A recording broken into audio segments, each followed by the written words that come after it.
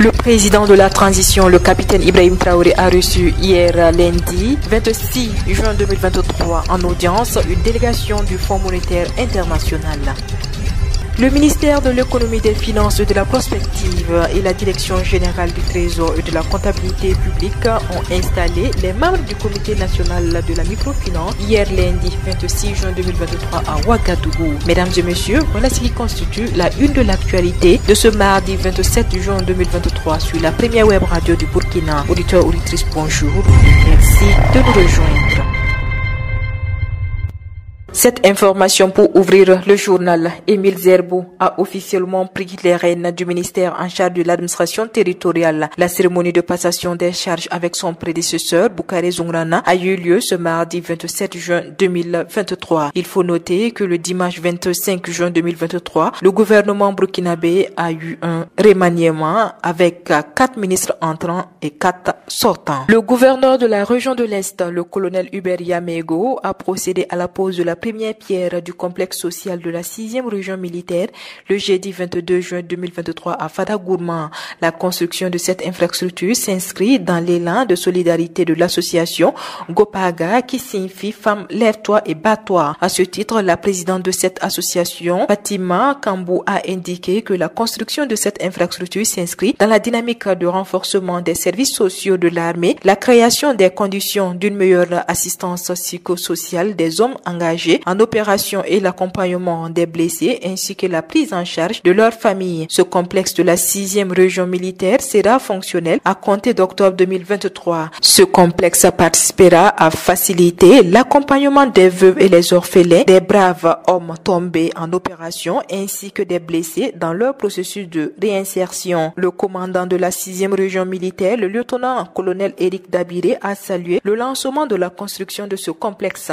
Il a exprimé sa gratitude à la hiérarchie qui a fait de la prise en charge des veuves et orphelins ainsi que des blessés au combat une priorité. Le gouverneur de la région de l'Est a, au nom des bénéficiaires, réitéré sa reconnaissance à l'association Gopaga. Le ministère de l'Agriculture, des Ressources animales et halieutiques a tenu un atelier de validation nationale du 4e rapport biennal pays de suivi de la mise en œuvre des engagements de Malabo le lundi 26 juin 2023 à Ouagadougou pour apprécier les efforts des États et leurs performances agricoles globales dans la mise en œuvre des engagements de Malabo. Les chefs d'État de l'Union africaine ont convenu de la tenue d'une revue biennale. Le Burkina Faso, à l'instar d'autres États membres de l'UA, a élaboré ces 3 rapports biennaux pays respectivement en 2017, 2019 et 2021. Pour Dr Denis Ouedraogo, ministre en charge de l'agriculture, les ressources animales et halieutiques, les résultats de ces revues classent le Burkina Faso parmi ceux qui ont fait des progrès. Je vous le disais en titre, le ministère de l'économie, des finances et de la prospective et la direction générale du trésor et de la comptabilité publique ont installé les membres du comité national de la microfinance le lundi 26 juin 2023 à Ouagadougou. Le comité national de la microfinance a la charge d'adopter un plan d'action prioritaire visant l'assainissement du secteur de la microfinance, de procéder à l'audition des dirigeants ayant manqué aux règles de bonne conduite de la profession, compromis leur équilibre financier, pratiquer une gestion anormale sur le territoire national ou ne remplissent plus les conditions requises pour l'agrément, de faire procéder à la fermeture des structures exerçant sans autorisation. L'installation du comité fonde l'espoir de Bruno Raymond Bamouni, directeur général du Trésor et de la comptabilité publique, qui insiste sur l'importance de cet organe tant attendu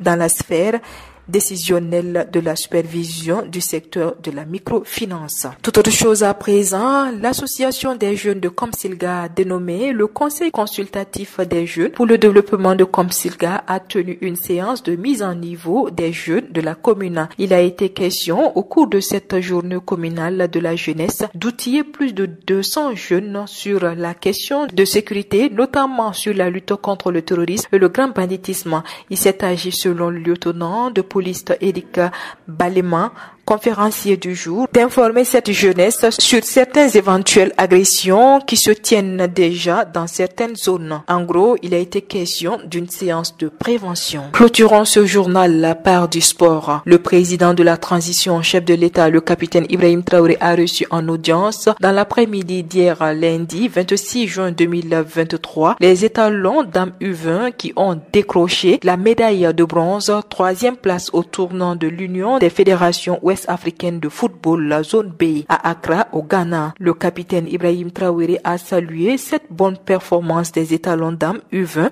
à cette première édition du tournoi UFOAB qui s'est tenu du 20 mai au 3 juin 2023 à Accra, au Ghana. Le président de la Fédération burkinabé de football, Lazare Bansé, a traduit toute sa reconnaissance au chef de l'État pour cette attention toute particulière à cette équipe féminine parce que c'est de la toute première fois qu'une équipe féminine est reçue par un chef de l'État.